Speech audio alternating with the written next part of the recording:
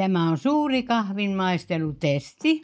Kahvittelu on meidän vanhusten elämässä iso asia, joten tämä on tärkeää.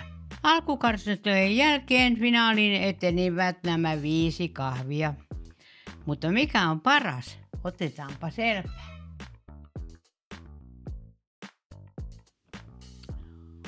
Onpa hyvä ja täyteläinen maku.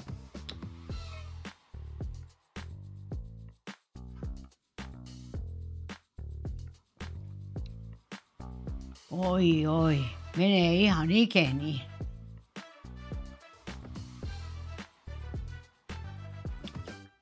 Kiva maku jää suuhun.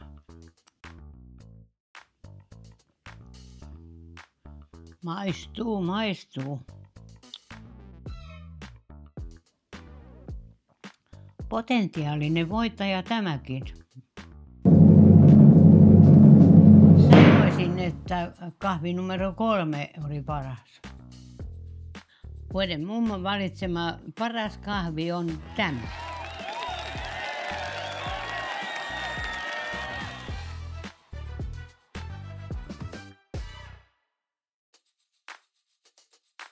Itse asiassa kaikki kahvit olivat erinomaisia.